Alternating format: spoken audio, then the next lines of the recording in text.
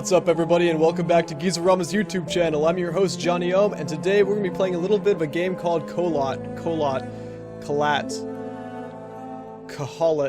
Anyway, so KHOLAT is an indie adventure horror, explorer game in which you play as, supposedly, I think you are the father or some kind of investigator, looking into a couple of student disappearances that's commonly referred to as the Dyatlov Pass incident. Now, for those of you not familiar with the incident, it's basically this story about a couple of students, or a group of students, who were trekking across a mountain range in Russia to go to some kind of dig site or some kind of archaeological finding, and they basically disappeared overnight, and nobody found them until, a couple weeks later, when they found their bodies in these mysterious positions, and, the tent had been ripped out from the inside out, and people thought that it might have been aliens, or cannibals, or cannibal aliens, or a bad case of, shrooms, or something horrible, and, speculation abounds. Nobody's quite sure what it is, but somebody went ahead and made a game about it.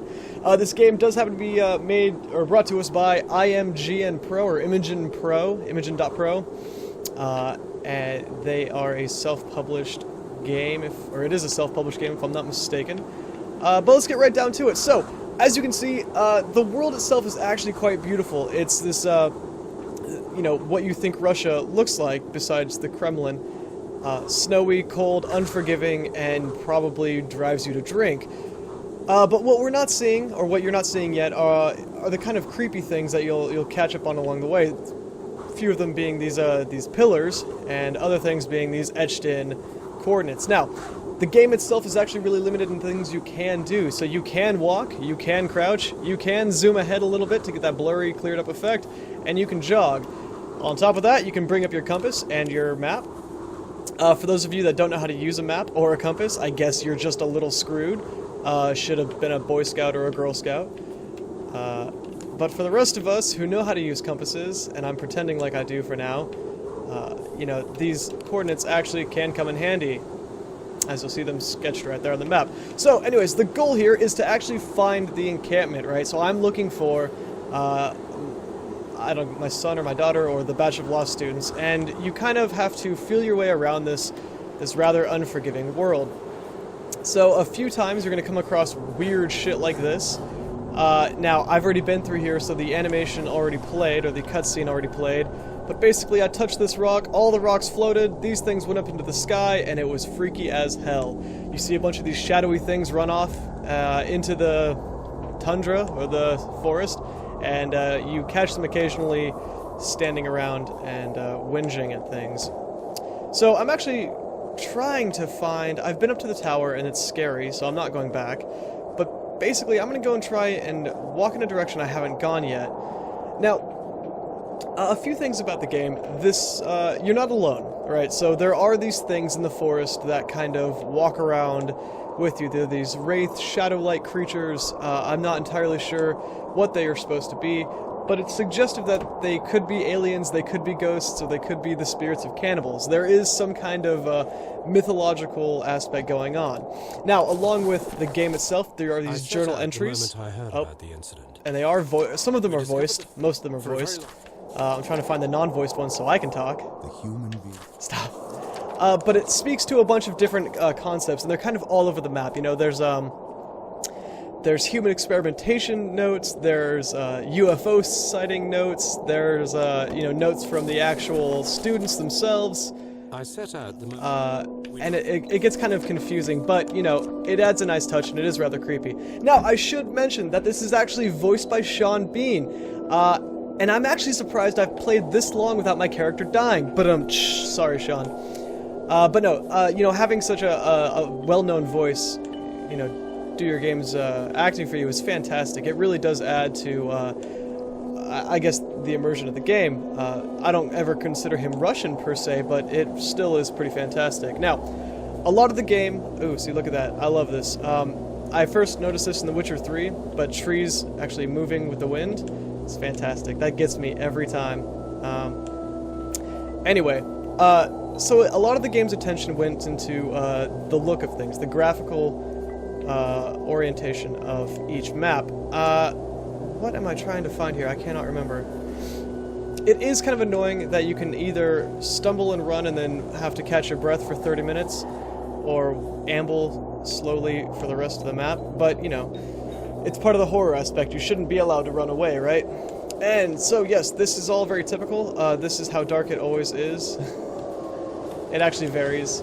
And I can turn on my flashlight, but it does make me, not a flight risk, I don't know why I thought flight risk, but it does make me visible to the orange glowing ghost monsters, which are only ever in certain parts of the map. I'm gonna run up here. I'm gonna turn on my flashlight. If I can, nope, I don't want my map too. I'm the map, I'm the map, I'm the... Anyway. So there are certain markers. I'm gonna try and find the radio tower, I guess. And I've run all over this map, I swear I have, but there's still so much I haven't seen, and there are things that I don't remember seeing, and it kind of messes with you. I remember certain parts of a forest, I remember coming across some huts that I couldn't get to. There's a church over here somewhere, but it's really hard, you know, minus the map, to actually keep track of anything in particular, and you see shit like this all the time, you know, flagpoles, Christ, ski poles. And overall, it can be very disorienting. So, see, here's the church. I actually don't know how to get down to it, but I know there's one of those spooky, glowy ghost monsters over there, and so that's what we're gonna go find. I apologize for this flickering in my green screen. The sun is going down, and it's messing up my lighting, something fierce. So we're gonna go ahead and run. And I'm actually not gonna give away too much of this game. I found a few clues that point to a certain direction, one way or the other definitively, but part of the fun is I guess, discovering these things on your own. You know, why am I here? Where are the kids? You know, what the hell are those glowing things? And how do I get to that church that just disappeared behind the hill there? For now, though, I am going to go ahead and find that orange guy. He is... Oh, there. So, oh, he's not orange right now. Well, he could be orange. There he is. So, they have a short range of sight, but they track you. So, he's going to follow me for a long time. And I actually kind of... Oh, no, he didn't. Oh, prove me wrong, bitch. I want to show you what happens when they catch up to you. See, they do leave these little footprints. Oh, so he sees me. He's pissed. Oh, he left me alone. He sees me now. There we go. And... Ah! See, basically that. Sure, it's not scary the first time you see it, or it's not scary when I show you, but be damn sure that it's terrifying when it happens to you the first couple times. So we're going to go ahead and start again. I'm just going to show you another side of the map. Hopefully this takes me back to base camp. But overall, you know, I've put in a few hours to the game, and I've explored around. And while exploration games aren't really my thing if I can't stab or shoot anything, this keeps me on the edge of my seat. It keeps me tense, and for that, you know, I gotta give it some kind of props. So there actually is a cave over here that I didn't explore because I was alone and I was playing at night, and I'm just a big whiny baby. So now that I have you guys here, we're gonna go ahead and check it out so I can look brave for all, you know, 130 followers. Is the heart attack worth it? Probably not. Another thing about this game besides the graphics, which I truly appreciate and I truly find actually very beautiful, regardless of the fact that it's only, you know, 4 colors and none of them being primary colors, is the fact that the soundtrack and the accompanying sound effects of everything, minus the monsters because it's kind of hackish, it's fantastic. They actually sell the soundtrack separately, and I think that was a really smart idea because I totally would buy it on its own. It is fantastic, it is chilling, and it really sits well with the tone that the game's trying to convey. One thing you might notice is my looking. You might not notice it because you're not controlling it, but the look speed is insanely slow and unresponsive. I wonder if I can actually change that. Oh yeah, I totally could. I don't know why I never did. Okay.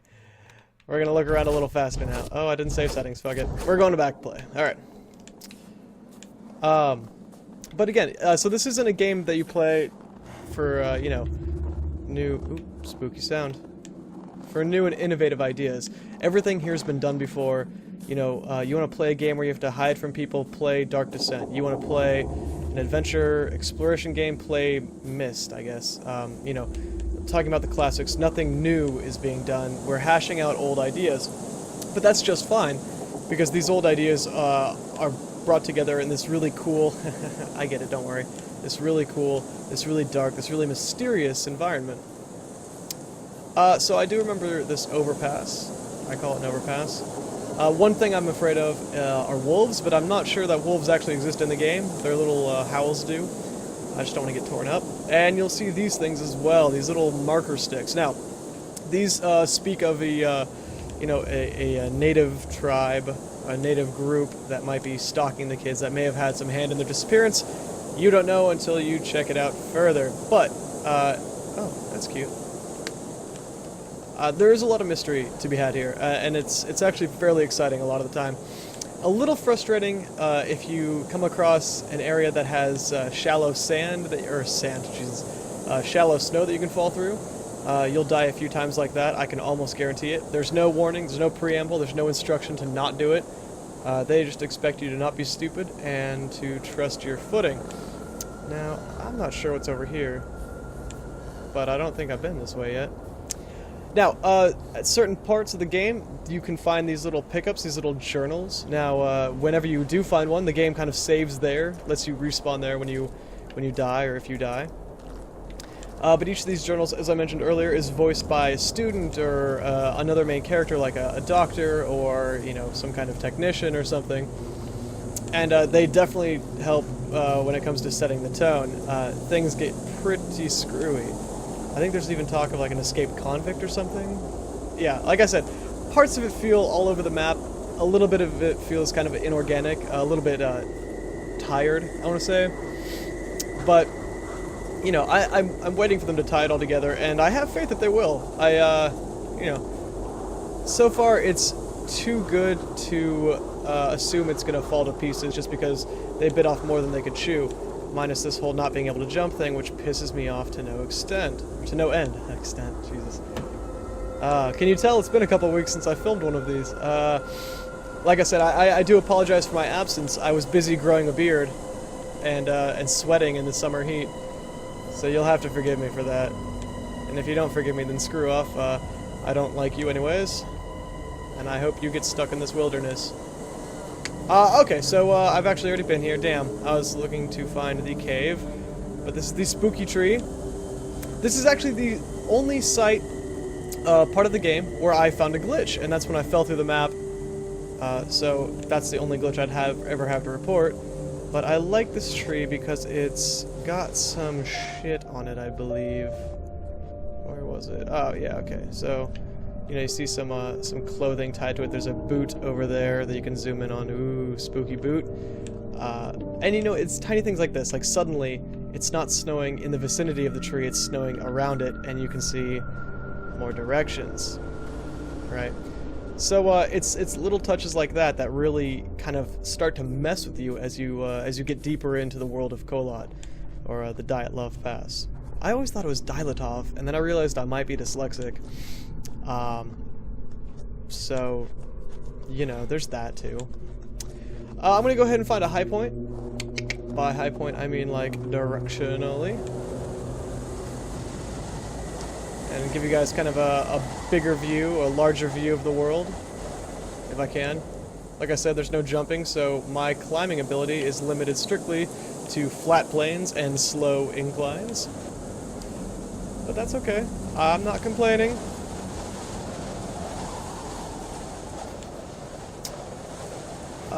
There was a point in the game where I had to turn on It's Always Sunny in Philadelphia to continue playing, because like I said, horror games usually leave me wanting to pee myself, and this was right up there with them, regardless of things not being different at all. So here's another little change in scenery. Oh shit, damn it. He saw me. Run, you fat asshole. Alright, here we go. I think I escaped him. I probably did. Awesome. Alright, so these little guys are running around here, but you can see, this was the site of something really shitty happening, because Russia isn't known for its glowing red trees. Damn it, they're everywhere here, aren't they? They are. Okay, we're gonna run the outskirts of this. Oh, but you can see that the sound from the snow disappeared. You can hear the sound effects of the evil guys. I think one's still following me, damn it. No? No? Maybe? No. Okay, cool. And it's been picked up by, you know, a woman's voice singing in the background. Now, here's a cave I didn't notice before. I'm not even entirely sure there's going to be anything in here. But that's kind of cool. Alright. I guess not. Although there's that tiki guy. Alright, so actually this is new for me, so we're going to go ahead and check it out. Anything? Almost something to jump at me. No? Huh. That's weird. I could have sworn that there'd be something in here because that's in here. It's making me super duper paranoid just to sit in this cave. See, but it is pretty. I mean, look at that. Stalactites. Wait. Tights or mites? Tights or mites, guys? Is it stalactites or stalagmites? I don't know. Alright. Okay, so we're gonna go ahead and move on. I actually have not been through... I was just here. I'm kidding. Okay, we're gonna turn around and leave this cave. Now, as far as actual other humans go, there are none that I can tell. I've seen some skulls, and that's about it. But there are no other living, breathing humans that I can find, which doesn't mean they're not here. It just means that they don't want to talk to me because I'm horrible company. And, you know, you can't blame them for that. We're gonna go ahead and make it to the end of this forest and see what there is to see. If there's anything good, I'll let you guys know. But it actually, even this is pretty. You know, the whole, I'm not sure if it was a fire or, you know, like a spaceship landing down. Can't tell. Never figured that out. But again, very creepy. It adds to the total ambiance. You know, what's going down. But yeah, I mean, this isn't a game you play to pass the time. You really actually do kind of have to dig in. And, you know, if you do really want to get into it, go ahead and read some fan theories on the Dyatlov Pass incident and, you know, play from there because it actually adds to it. I read up, you know, not only their Wikipedia article, bless you, but also a few other conspiracy websites, their theories. And it really did actually add to what I was getting myself into because it seemed all the more creepy, you know. I had even less of an explanation than I did before as to what the hell was going on and why it should bother me the way that it kind of does. So yeah, you're gonna hear those horns, that wind blowing. I'm not sure what that ever is, but you keep hearing it repeatedly. And the game lets you know when you're next to something that's that you can pick up, that's pick-upable, because you hear it flapping in the wind. It's usually a note, a piece of paper. I don't know what this way is. Oh yeah, so I've been through here. More directions. And these are basically map markers to keep you from getting any more lost than you know you already are. Sort that out if you'd like. And yeah, so this is KHOLAT. You know, it could be a high-stress game in the first couple hours because you really don't know what's going on. You know, when you get more into it and you kind of learn the controls and learn the directions, stress kind of almost disappears. You know, you still have that sense of foreboding whenever you see something walking towards you, or whenever the music turns low and it gets darker. But all in all, still fantastic. Oh, is this it? Yeah, okay. So I fell into one of these pits once. That sucked. And I was sure not to do it again. So here I'm going to show you guys a cannibal hut, or what I assume is a cannibal hut. I couldn't find a way to get up to it before. I'm not going to find a way to get up to it now. But it's also surrounded by those weird, mean creatures. So it's right there, and I can't get up to it, but I bet it's got some cool shit in it. We're actually going to go this way. Oh, that's a monster. Oh, yeah, it saw me. So, I'm ending this now. I'll see you guys later. Bye.